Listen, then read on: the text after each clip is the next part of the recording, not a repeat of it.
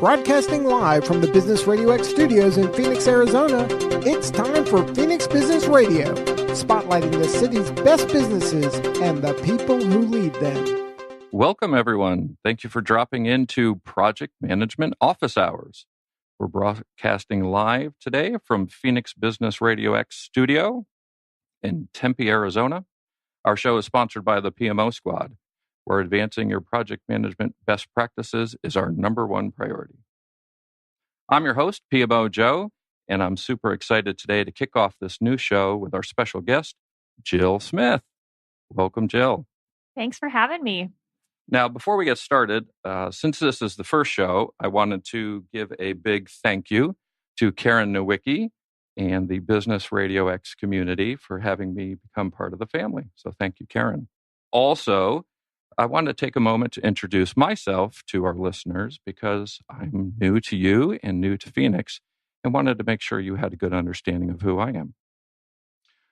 Before I get into that, though, I wanted to share with our listeners that we're tracking on Twitter today. So if you tweet out a question, tag it with hashtag PMO Joe, we'll get your question or comment on air, either for Jill or myself. And really, it's a way for us to be an interactive show to make sure that it's not just us having a discussion, but we're discussing with you, our listeners. So at PMO Joe is kind of the stage name, right? That's my professional name and my business, the PMO Squad. But at home, right, I'm dad to 4 kids. We're in elementary, middle, and high school, ages 8 through 14. And I've got an amazing wife, Alyssa, who's very supportive of everything we've done as we've moved here to Phoenix. The family wouldn't be complete without our 2 giant golden doodles, Charlie and Jackson.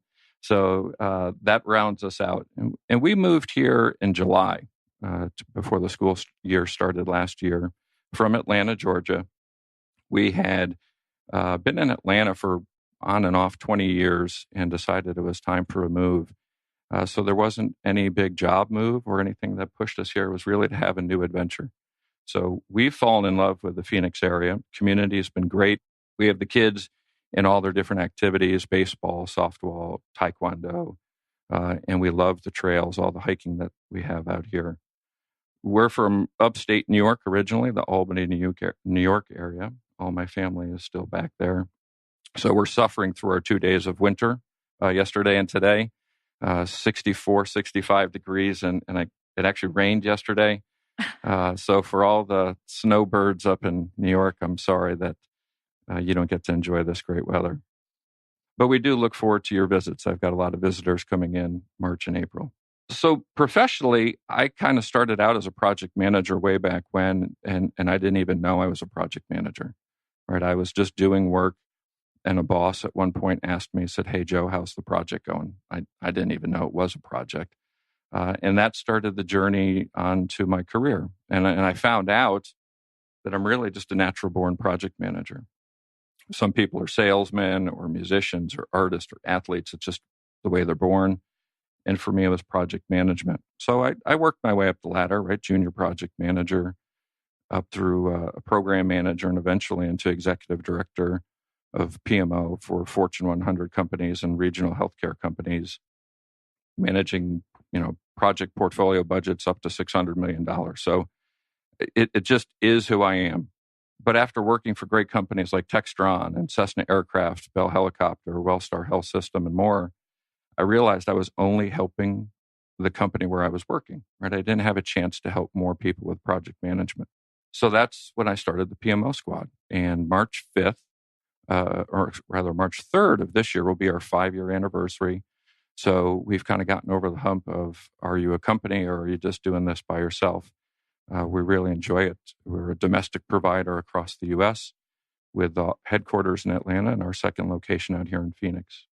Now, in a couple of months, I'm going to be turning 50. So as I've gotten more gray hairs in my beard, my personality has kind of changed a little bit more to be more reflective and supportive for those around me.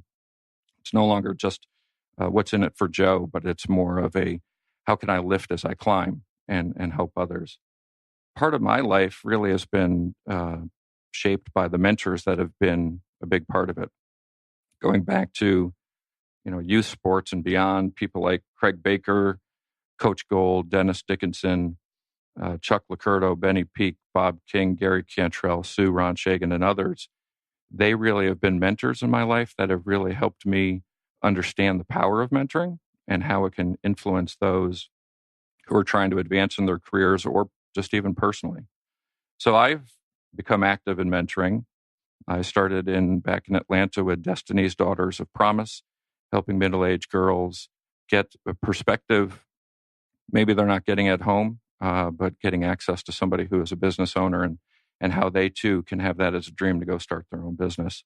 And then professionally with project management, PMI Atlanta, the Project Management Institute's Atlanta chapter, has a formal mentoring program. So I did several waves of mentoring with them. For my own company, though, with the PMO squad, we wanted to give back as well. So we have developed a veterans project management mentoring program where we pair veterans who are aspiring to get careers in the civilian world as project managers with PMP certified project managers across the United States and actually across the world. We have a mentor up in Canada, and we have a mentee that's currently deployed in the Middle East. We have 19 states represented. We have 15 mentors active today with the goal to get up to 25 by the end of the year. And we do those mentoring waves quarterly. So each quarter we add a new set of 15 into the program. So if you're interested in about how to be a sponsor for that program or be a mentor, or also if you're a veteran listening in, you can go out to the PMO Squad website.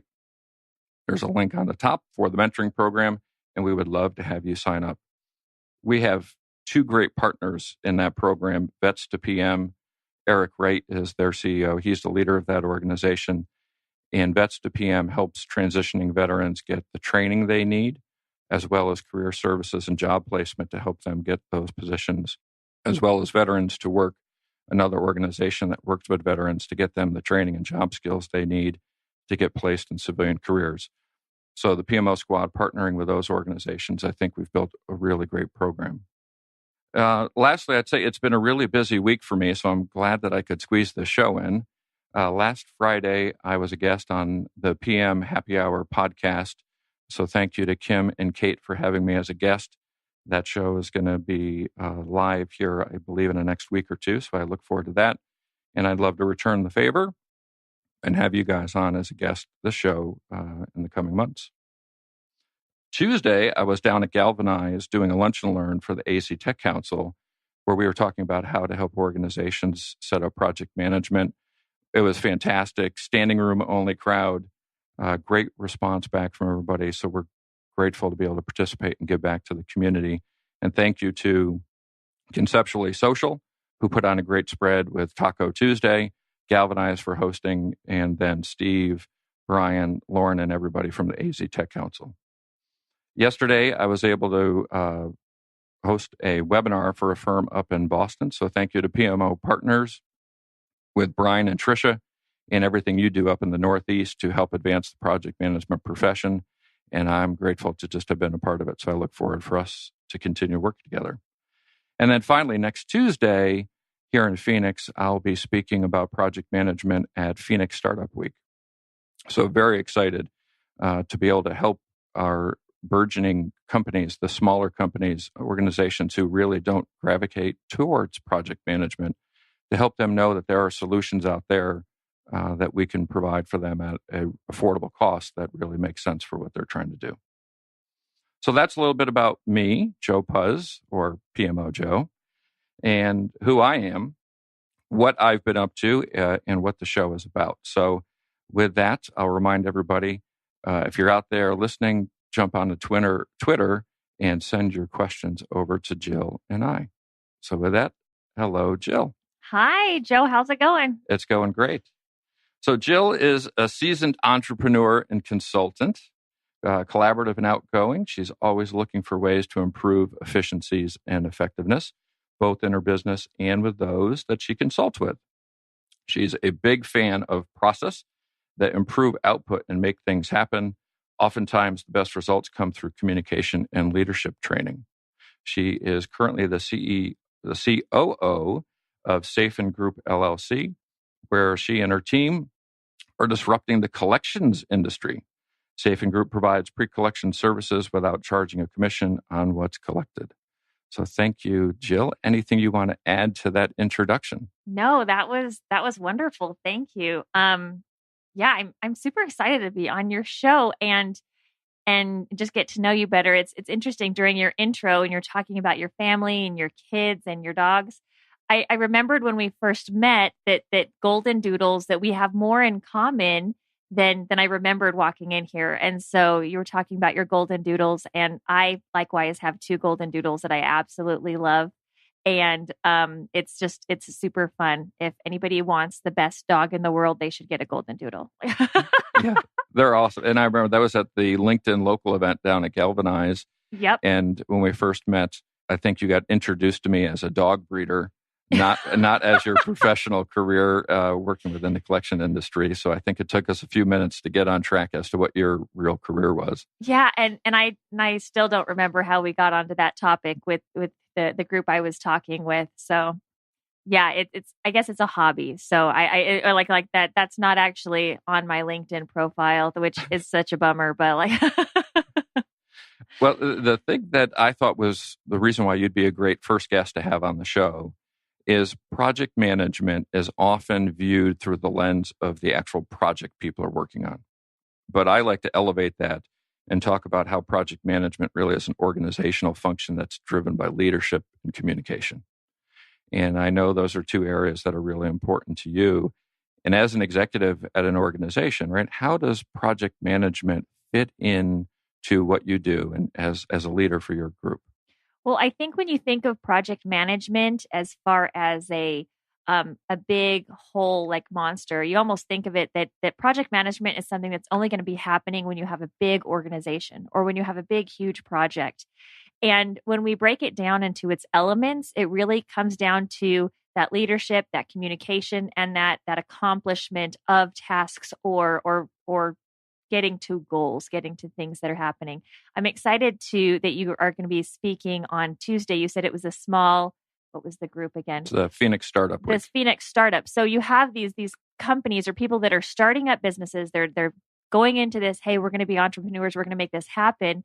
And oftentimes they're boots on the ground. They can't see the forest for the trees. They're just in the thick of it.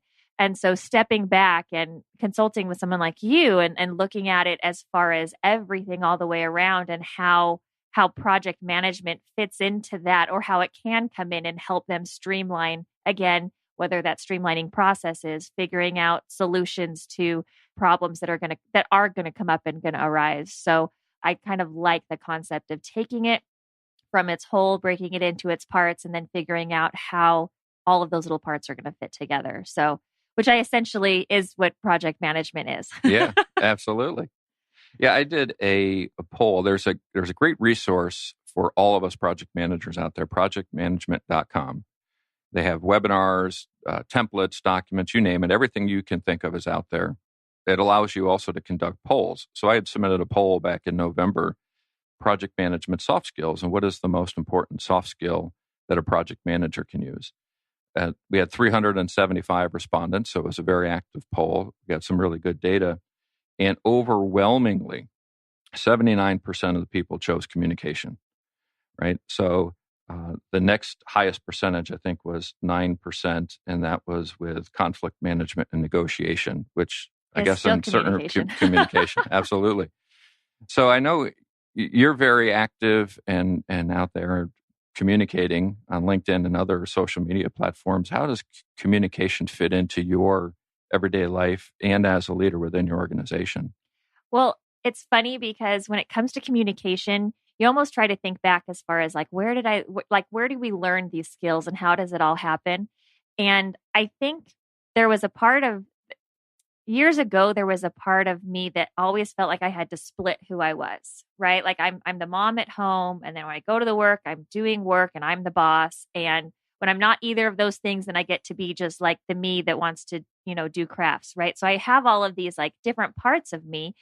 And I'd read the parenting books on how to be a better parent, and I'd read the leadership books on how to be a better leader, or how to interact better with my employees, or however that's going to come together. And I realized that all of these books had similar themes throughout them. All of it is being able to communicate, and communicating is nothing more than understanding one another. So we always hear that the best way to communicate is to listen, which is true, right?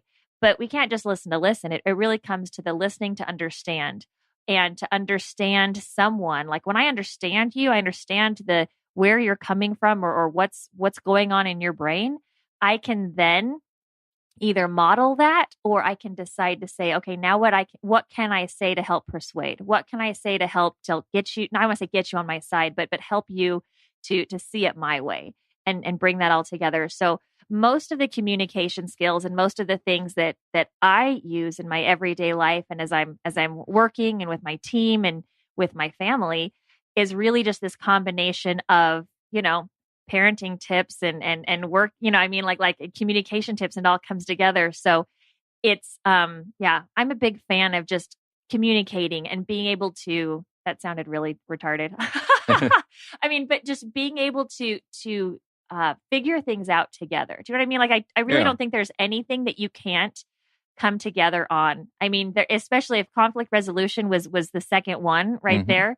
Like, there's always going to be conflict in life. Like, there's never not going to be conflict. And both people on either side of the conflict will always feel like they're right. They always will. They will feel like they're right and the other person's wrong. And so until we can break down the me versus you, and like we're in this together, unless we're playing on opposite sides of, the Super Bowl, obviously that we're not going to kumbaya. But when it comes to work, when it comes to family, when it comes to personal relationships, there's no me versus you. Like, we are a whole group all together. Yeah. And I think for me, you mentioned separating home from work. So many great lessons I get from our children, right? Because they haven't yet developed a bias of what the workplace will be. Right.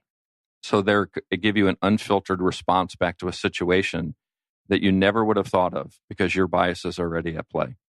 So the interaction, to me, right, the PMO Joe versus Dad, I've challenged with that as well, and say, how do I bring one into the life of the other so that you're really just one person and not two separate personalities? But we are. And the thing is, though, is that we are all one person. Now, we may decide to have an aspect of our personality be more dominant depending on where we are or how we're interacting. But there really are, there's no two Jills. There's not three different Jills out there in the world. Well, there are, but they're not me.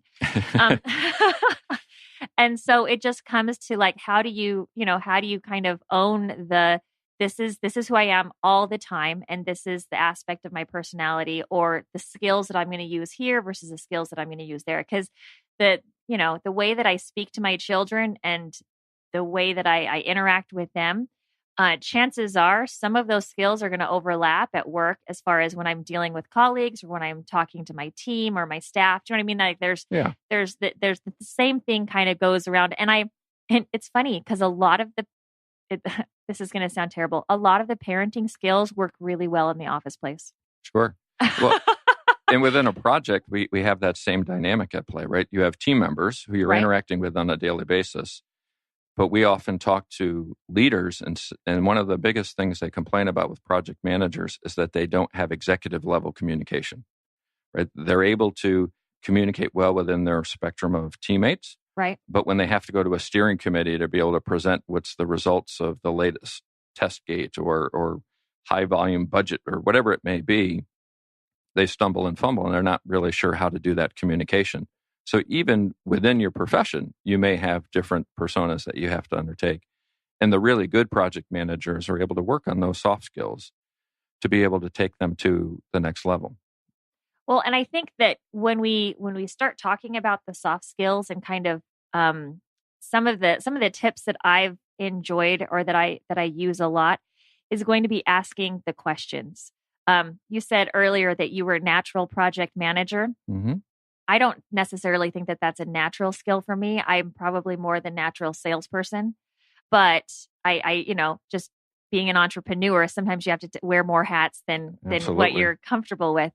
but asking the questions. So when you have a team member that comes to you with some sort of a problem, right? Or a challenge, that there's something that they're coming to you and they need help with it. There's two different ways that I would deal with this as far as with my team, kind of depending on the situation. The first one is I would tell them to time out, like, hold on. And I would ask them, do you want me to listen or do you want me to fix it? Because oftentimes a team member is going to come to you, whether it's a colleague or whether they're coming to you because you're the boss, right? You're the manager. And sometimes they're coming to you because they just need to say what's happening. They just need to say, like, here you go. And sometimes they need you to fix it. And oftentimes at the very beginning of that conversation, if I know what they expect, right? I know that they want me to fix it, or at least I have to put on my fix it brain, or I know they just want me to listen, then I can respond accordingly, and we can now get through this conversation with more understanding. I love that. The other tip that I love, or that I've used, is when they do come to you, and this isn't going to be a fix it or listen problem, but they're literally just coming. It's their responsibility. For some reason, there's a failure in their responsibility, whether they're having a challenge or whatever, and they're coming to you. And it's not your job. It's not actually your job to fix it. And I say that, but I hate to say that. Like, so when someone says, that's not my job, I'm like, why are you working here? But it's really not my responsibility to fix everything for them. So I realize this kind of counteracts what I just said. But when they come and they're telling me everything, I listen and I'm like, you know what? Yeah, that's a really hard thing. Like, you're in a tough situation. What are you going to do about it? Yeah, I think one of the earliest lessons I had learned back in my corporate life was a gentleman, Terry Jones, company, and he was a senior vice president, and I was managing a project that he happened to be the executive sponsor on. And I always thought it was extremely awkward how he wouldn't interact until you were done speaking. He was such an active listener. And at first, it struck me as odd. And as I started to observe it more, I realized that he was so invested in what the individual was saying that he would be committed to listening and then deciding, right, do I need to fix it or did I just need to listen? It was a great early lesson in my life, and it's great to hear others talk about the importance of listening and how it impacts them today. No, and it's one of those things I think it's one of those soft skills that is often, when we're in the thick of it, and when we're, like, honestly, not like everyone's hair is on fire, but you know what I mean? Like you're in the thick of things and here you go. When someone comes to you with a challenge, it's much easier to just spout off what needs to happen and send them on their way. But that's not a leadership skill. Do you know what I mean? Yeah. A manager skill. A manager is someone who, and I'm thinking just leadership versus management. Do you know what I mean? Mm-hmm. A manager is going to be the one that tells everybody what to do, lines them all up, everybody does it, and really just kind of takes care of everybody. When it comes to leadership is going to enable people to make their own choices, to stumble a little bit themselves, right? That they're going to say, well, what do you think about that? Like, you just told me your problem, right? If you were in my shoes, what would you do? What would you tell yourself if you were me right now? And, it's giving them an opportunity to say, well, I wanted you to tell me this, this, and this. And it's like, okay, well, then there you go. Like, that's what I would say. So move on. Like, you got this. Yeah, there's a great quote right from Steve Jobs where he says, hire the best people and then empower them to do their job. Right. Right. You don't have 5 Steve Jobs in a meeting. You have one, but you hired 4 other really sharp people. And that's a great way to surround yourself with talent that's beyond and above what you have, right? Well, and it also goes, you take it one step further. You hear about these great leaders that they hire people that have the skills that they don't have, right? They're getting people on their team that are smarter than them in the ways that they aren't. So they're filling in all of the little gaps that is now going to make the whole group cohesive as a whole, versus somebody who feels like, well, I can't hire someone smarter than me because then I won't be the smartest person in the room. Right. Like, I don't want to be the smartest person in the room. Like, I'm usually already the tallest and I'm great there. Like, I'm fine. Like, but I don't need to be the smartest. I mean, I can, let's hire the people that are going to get the goal finished and get there the fastest. Another thing I've noticed out on LinkedIn, you've been doing a lot of video series work out there, and something that I think is great. do it like you mean it, right? That I just love that. And where did that come from? Okay, so this goes back to being a mom. I was actually in charge of I was in charge of a whole bunch of 12 and 13-year-old girls. And it was this activity that we had put together with our church, and we had them all there. And it was a week long. It was a week long thing. It was a camp that we were doing, and there were challenging aspects or things that we had to do to kind of, it's the break it down, build them up type thing. But we just didn't break them down all that much. We just built them up. And some of the things that we were doing were really challenging. And so for these 12 and 13-year-olds, they're like, oh, like it's too hard. I can't do it. And finally, instead of sitting there and just, I said, no, guys, come on, we're going to do it like we mean it. Like if we're here and we're going to do it like we mean it. And I said that over and over. Come on, do it like you mean it. Like shovel like you mean it, or like whatever the activity was that we were doing, it was like you mean it. And it really hit home for me because it was probably about 2 or 3 weeks after we'd come back from this week-long thing, and we were all getting around. And Savannah, who I think she's 16 now, but she was the teeny tiniest little 12-year-old, like cutest little thing in the whole world. And she was like, come on, guys, we're going to do this like we mean it. And she's literally saying back to me what I had just told everybody for all week. And I was like, oh, they're listening, like, and they're doing this. My children also actually do this. I posted on LinkedIn a picture that's on my front door still. I'll send you the picture if it's going to help. But our doorbell broke about 1.5 years ago. So you ding dong, it doesn't do anything. There is a sign, a handwritten sign taped to my screen door, and it says, "Doorbell broken. Please knock like you mean it." And my daughter made it, and she put it up there. And I love it. It's my favorite thing ever, because if you think about it, just, in life in general, when we come up to an obstacle and we're ringing the doorbell and nobody hears us, like knock, like I want in, like I want this opportunity. I'm going to knock like I mean it. And so doing it like you mean it is really just kind of empowering. It's almost the opposite of fake it till you make it. Sure. Right? Because fake it till you make it is everyone's, I used to be a big fan of fake it till you make it, because I thought, you just keep doing it until finally you're going to get there. But I still feel like we're faking it. Do you know what I mean? Like we don't really feel like we're there internally if we're faking it. But now if we do it like we mean it, and we're committed to it, and, we're going to make this happen. I think that's kind of where the difference is. So that's how that all came about, and my little mantra lately. Yeah, that ties in great to what we talked about at the AZ Tech Council Lunch and Learn earlier this week with project management. There's so many organizations today that do project management, but they're faking it till they make it, right? They're not doing it like they mean it. And what we really want to do is, there's so much data. PMI, again, the Project Management Institute, puts out a yearly survey, and the results, the pulse of the profession. And the data in the pulse of the profession clearly gives us the path of how to be better project managers. Executive sponsorship, tying projects to strategy, having a culture that adopts project management, and more, right? And organizations today that have project managers but don't ask the organization to follow project management practices, and then split up the teams into, we're going to do project management and marketing different than the way we do it in IT. And then we're going to do it differently when we get to our accounting processes. And we're going to do it different when we get to sales projects. If you have 4 different project methodologies within one organization, you're faking it till you make it, right? If you're going to do it like you mean it, you buy in and you say, we're going to have an enterprise project management office. We're all going to do project management the same way at this company.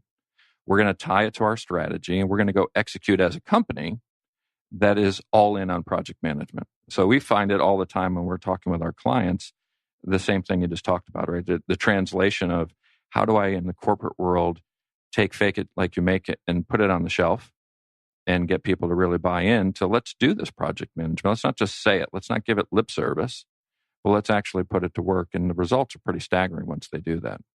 Well, the reason why the results are going to be staggering is because now you have everybody on the same page. Like everybody in the company is committed to the same end goal, and we all know what the strategy is to get there, right? And in my bubble of working with, because I mean, right now in my career, I'm working with that accounting aspect, right?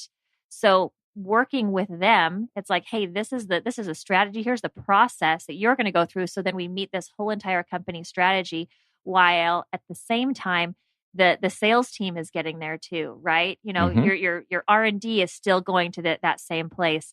And when everybody's doing that, first of all, if everyone's committed to this, we're all communicating in the same way. Because if you think about it, if we're all doing different project management strategies, we're all communicating differently, whether we're using different software, whether it's just different terms and phrase, different things mean different things. Absolutely. And so coming all together, oh yeah, obviously they're going to see results. Yeah. And bring it all together. We had talked about, I'd asked some questions during that session, and folks were telling us about the fact that they don't even have software to help them collect data in project management. There's so much good software. And we would ask about, well, how about your CRM system? How does your sales team track their performance towards their goals for the end of the year, right? We want to increase sales 20%. Well, they have a CRM system and they capture that data and they can tell whether or not they're doing it. But with project management, if you don't have a system, how can you tell, right? If you can't measure it, you can't manage it. How are you going to know if you're actually improving or not? So if you have a goal for the year we're going to improve project performance 20%. Well, how will you know? We need a baseline. That's right. We need to know maybe we'll just feel warm and fuzzy at the end of the year and think we did good. Well, yeah. So if you're going to do it like you mean it, we need to get consistent process. We need to have a system in place to be able to measure. And smaller companies, it doesn't have to be a fancy tool, right? I mean, you can, as long as you have a measurement system, whether it's a spreadsheet, whether or not it's a free tool that you can get online, something in place to be able to help you be consistent. Right. Okay, cool. Great conversation. Just want to remind everybody that out on Twitter, if you send a tweet with hashtag PMO Joe, that'll come across to us.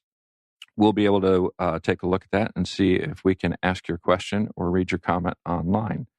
This is the first time I think we've done this here in the Phoenix Business Radio X studio.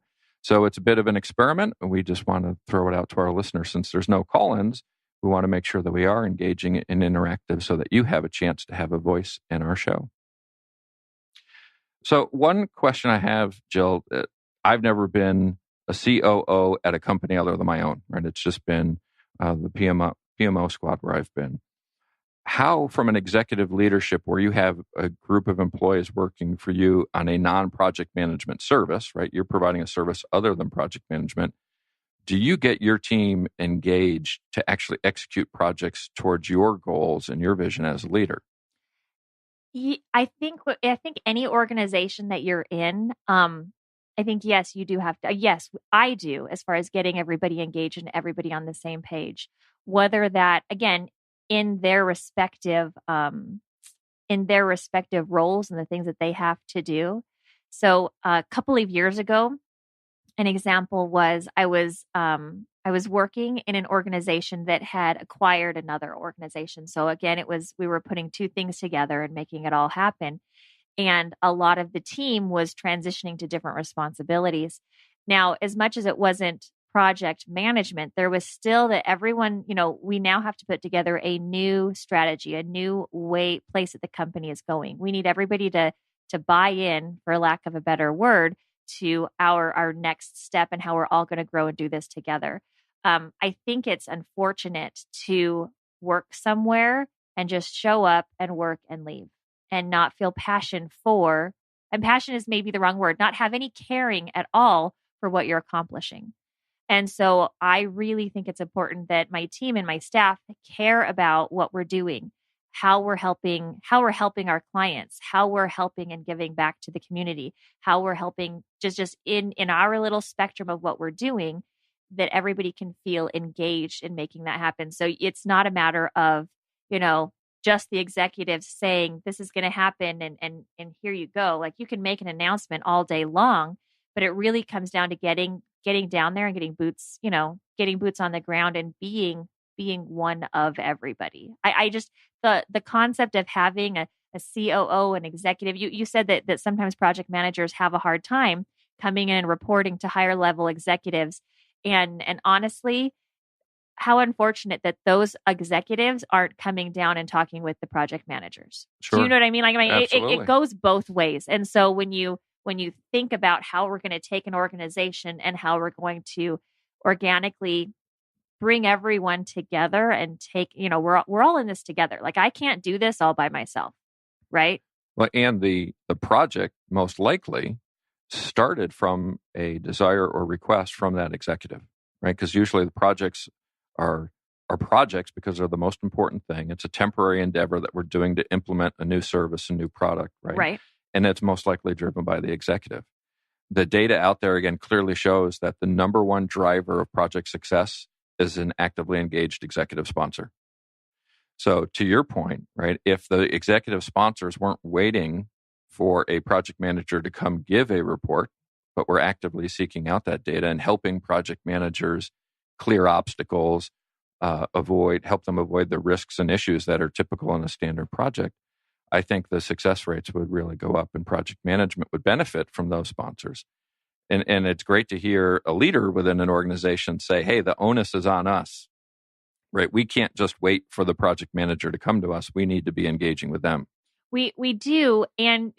But project managers, you're still going to find yourself with a project sponsor that doesn't understand this, that doesn't see the whole, I'm, as an executive, I'm going to hire a project manager. I'm going to set him loose, and then he's going to come back and tell me how it goes.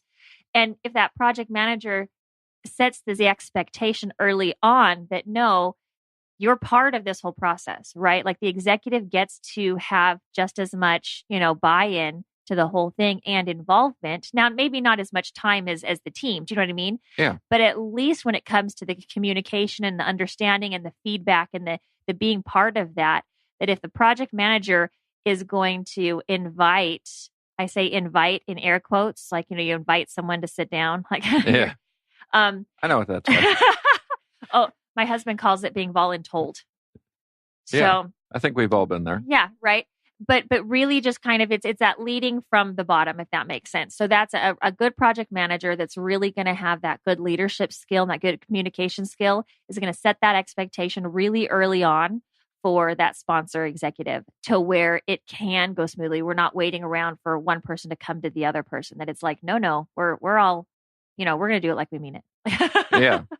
So what challenges do you see working with project managers, right? Because this show is all about helping project managers across the world, because it's internet radio, so we can be tuned in from India or wherever. How can we get input from an executive on how we can do better at our job, right? How can we advance our profession to make sure that we're doing what we need to?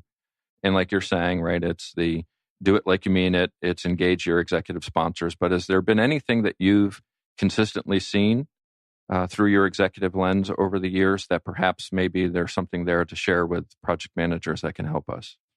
I think back to a couple of years ago where we had brought in a project manager specifically for a task that we were putting together. And being one of the team members, you know what I mean, as far as executive team, as far as seeing everything that he was going through and doing that, he did a really great job of just communicating clear expectations. Do you know what I mean? He was all about like, let's talk this through. Let's make sure everyone's on the same page. He wasn't full of hype. He wasn't sitting there and promising the world. And then suddenly everyone had to jump to hit this, whatever had to happen. And he did a really good job he was very personable. He understood people really well. He did a great job of making everybody feel like he cared. And it didn't matter where you were on the team or as an executive, you had value to bring to this whole thing. And so he was very personable. As much as project managers are coming in and dealing with the nitty gritty, I think 85 to 90% of project management is people management. And I don't even know if that's an actual real word. I just made that up. But it's based on experience and what you've felt, right? Right. And we as project managers out there don't often get a chance to sit at the table after the project and get input as to what we can do better. Right. So you heard it here first on Project Management Office Hours from an executive, all you PMs out there listening, right? personality, personable, being open, being approachable are super important to running a project and being an effective project manager. Well, yeah, I mean, it really comes down to being able to relate to people and empathize with them. So if you can empathize with people on any level of that project, and I realize this is like the girl in me that's coming out, and most project management, I don't think that we have a whole lot of women in the realm. So all of you men out there that are listening, and there's probably a lot, you need to put on your, pink hat because but we need to empathize with everybody in the grand scheme. When we want someone to be on our side, and we want them to be we want them to be able to follow this plan that we've put together, right? Like, we need everybody engaged. We're going to be able to do that a whole lot better when people want to be engaged because of us, right? They want to be part of the team because we make them feel good about themselves. And I'm not talking fluff. I'm not talking, oh my goodness, your hair looks so pretty today. I mean, on an actual personal level, like they could become your friend if we weren't working on this project. And that's where you're going to see a lot of success. That's where you're going to see a lot of people coming together and wanting to support you and wanting to, like, well, yeah, I really like this guy. He's great. What can I do to help him? How do I go the extra mile? And you do that by really opening up and being yourself and just working on that empathy. There's so many communication books and different ways. What is it? Of course it fell out of my brain. Persuasion books, books on just kind of getting people. I mean, it's just there's that relationship personality, any of those things. If you feel like that's something you struggle with as far as just getting people, not everybody can just, this happens. There are so many people that are just the logical brain. They want to walk in, they want to say what needs to happen. Everything should just happen the way it's supposed to. I totally agree. I think that should be life. Well, it's kind of like, I'm just a project manager. I'm not a salesperson, right? But in my business, I still have to go do sales. Right. So I'm really good at one and I'm struggling at another, right? It's we have our strengths and you need to surround yourselves with people that can help there. Yeah, but I'm a big believer in if you know what you have a weakness in, and a weakness doesn't mean it's bad. Like, a weakness is like, it's just not something you're as good at compared to other things. Well, guess what? You can get better. Sure. All skills are learned. Like, even empathy, even being able to relate with people, that it can be a learned skill. It's innate in a lot of people, but you can learn how to do it and you can be much better at it. And for all of you guys that are rolling your eyes that it's going to take so much time to talk to people and to get to know them, and you know what I mean, we're talking time, like we are investing time. But on the back end, when it comes to people that are willing to just jump up for you when you need them and things are going to happen, it is so worth it. Like, sure, invest the payback. Invest in the people early on and see how that pays off at the end. You had mentioned another thing there at the beginning of that about setting expectations, and it brought me back to high school baseball. So I'm just a sports nut, right? I love all sports, and I played baseball. That was my number one go-to. And when I made it to the varsity team for the first time, our coach, I had mentioned him earlier, Coach Gold, had handed out playbooks to everybody on the team. And I had never been on a team before where there was a baseball playbook, right? It's you were thinking baseball. Football, right? And I was the catcher, so I was kind of the quarterback of the team. But every position in the playbook had a role and a responsibility of how to perform when the ball was hit to a certain spot in the field. And what that did is it built for the third baseman, whether he was the starter or the sub, an expectation of where the shortstop would be when a ball was hit out into the left center field gap. And the third baseman didn't need to understand or think at the time. It just got drilled into them of what to do. I don't know how many teams have those sorts of playbooks or not, but we won 20 games in a row at one point during the season. And we were certainly not the most talented team in the league that we were playing within. But we were the most disciplined, and we knew how to execute, and we knew where each other was going to be, and we had built trust. And it was because those expectations got set. And I've always carried with me now a playbook for every project that we execute because it sets expectations. You no longer have to worry about is the executive going to be in a steering committee meeting because you've set expectations that they will be there? Or will team members deliver status reports every Thursday because you've set expectations, right? You've built that project playbook just like we had a baseball playbook. So to hear, right, another executive talk about that, it triggers a thought within my brain as a project manager. How can I connect the two? And again, for project managers listening out there, as you're hearing these discussions when we have leaders on project management office hours, really, how can you personalize and take something from your life that may not be project management related, but put it into the context of project management and see where there's a benefit? Because it may make it more natural and easy for you to use at that point. So, great conversation to this point. Again, want to remind everybody that we have Twitter active out there. If you use hashtag PMO Joe, we'll get those responses and we'll be able to read those questions or comments on air. So we look forward to what you have to say for Jill or I. Another area I had mentioned at the beginning was mentoring. And I just wanted to touch base with you, Jill, and see how mentoring has played a part in your life or not. And if it has, what you can tell us about your experiences. Well, yes and no. So let me say that. I think mentoring, as far as an official, here is a mentor, here's someone who's going to come and guide you in certain aspects of your life. I haven't had very many official mentors, like someone that says, let me hold your hand down this part. But I have had lots of people in my life that were open and that shared and that were willing to say, oh, you like, let me explain this to you. You have this, challenge that you're working on. Well, this is what we did. And this is how we came to that, or how we finished or how we got to the end. So you can tell I'm super shy and, and I don't talk a lot, but the concept of just being able to share the knowledge that we have and being able to get out there and help the people that are around us. And oftentimes you're going to find, at least I have found, that the people that have helped me have been totally outside of the realm of what I thought that it would be. It's usually somebody that I would never have gone to and said, hey, I need help with this. But because it can cross relate, you know what I mean? Absolutely. They can share an experience with me that they're having, and then I can turn around and I'm like, my goodness, I can relate that to my family life, to my kids, or I can relate that to this challenge that I'm having at work, or to be able to help this project along, or I didn't even know that's an app. Like, that app can help me over here. And so when it comes to official mentoring, I don't have as much experience. When it comes to just sharing what we have and the information that is in your brain, do you know what I mean? Like you know what you know, but I don't know what you know. And it's not until we start building those relationships and just talking and being people and humans that suddenly it's like, oh, I would love to hear more about how you do that. And sometimes it's not going to relate exactly to what I want, but it's all going to come together. Like, it all connects, you know? Yeah, I think for me, the informal mentoring goes deeper, right? Because it touches us personally.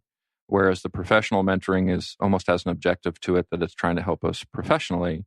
And it certainly may rub into our personal lives as well.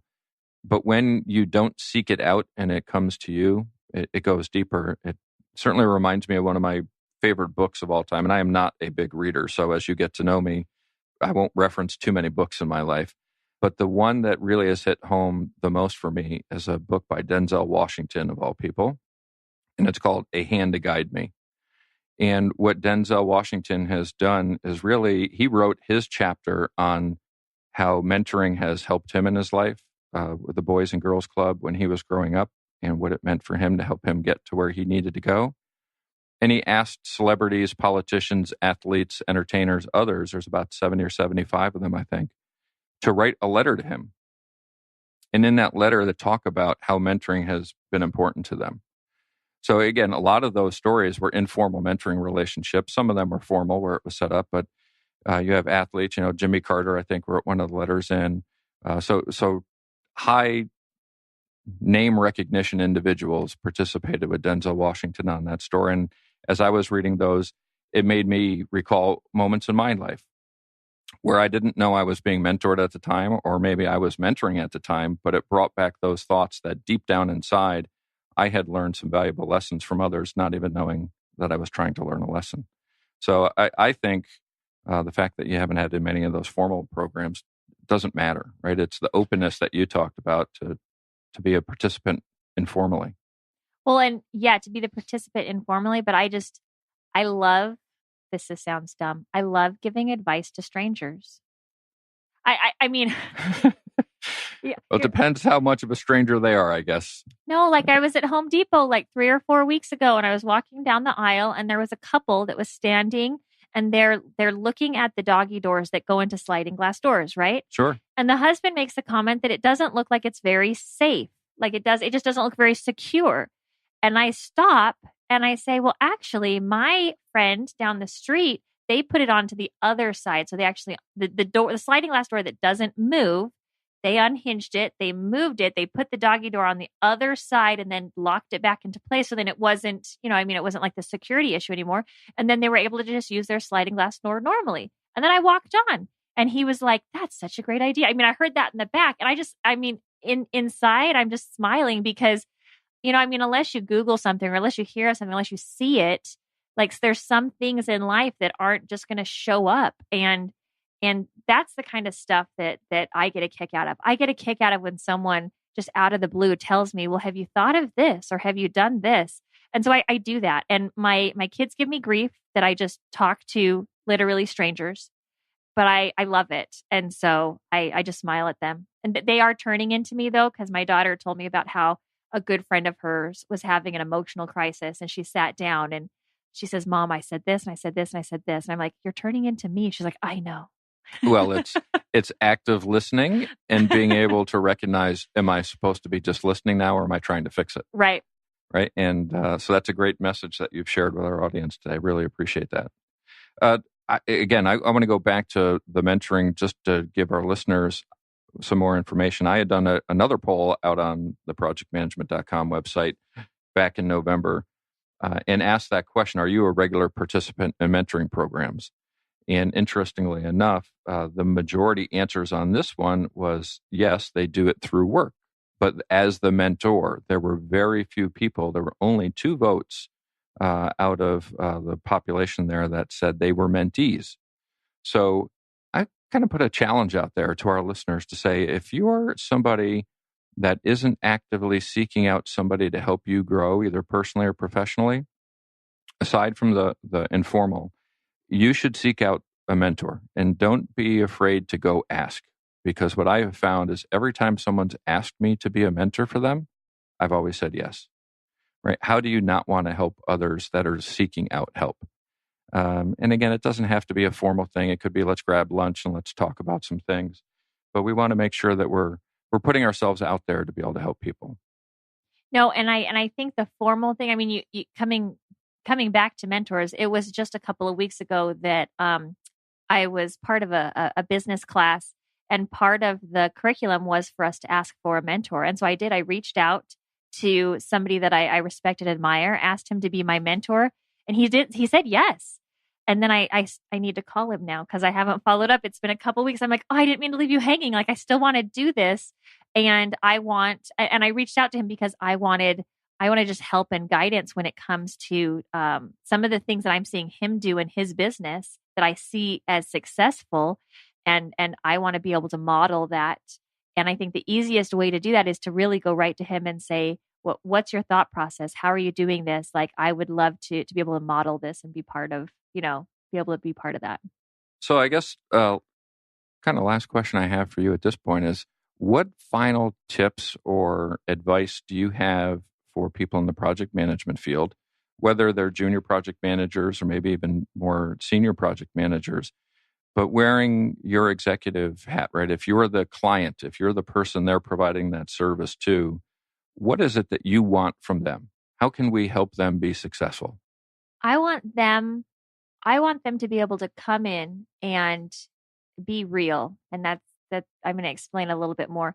I want them to be able to come in and use all of the skills that I know that they have. The reason I hired them, right? Like they came in and they were able to show me everything. I want them to be able to come in and use all of those skills and make everything happen the way they sold me on that. But at the same time, I want at the end of this project, I want them to be my friend. and maybe friend on more of a business level. Do you know what I mean? It's not like they're going to come to birthday parties. Yeah. I mean, they could. We have a lot of them at our house, but they could plan the party real well for you. They probably could.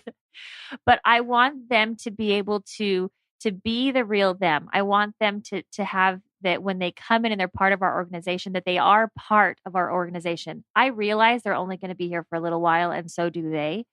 But if they come into it with a "this is just temporary" mindset, then there will be a disconnect. We won't be able to communicate as effectively. We're not going to be able to get things done as effectively because the relationship doesn't need to be a real relationship because they're going to leave. Now, if they come in and they're committed as if they were actually working with me forever, right? With this mindset of that is this continued relationship. The key here is that this probably is not the only project I'm ever going to need, right? That's right. So when I do need the next project, I'm going to call my friend who comes to birthday parties, right? By the way, you don't have to come to my parties. But that would be my advice, is to just really set yourself up to be focused on that personal, the empathy, the communication, the bringing the people aspect to it, and seeing the success that comes from that. Because all the technical aspect, all the timing, all of the software, all of the, directing, the playbooks, all of that stuff is all going to fall into place. It's that personal level that you bring that is going to set you apart that nobody else can bring. You know what I mean? That is your competitive edge. And that's what's going to bring me back to coming back to you the next time I need it. Well, I want to thank you so much, Jill, for coming on today, being our first guest. And I think we really learned some valuable insights today from an executive that can be important for us as project managers, right?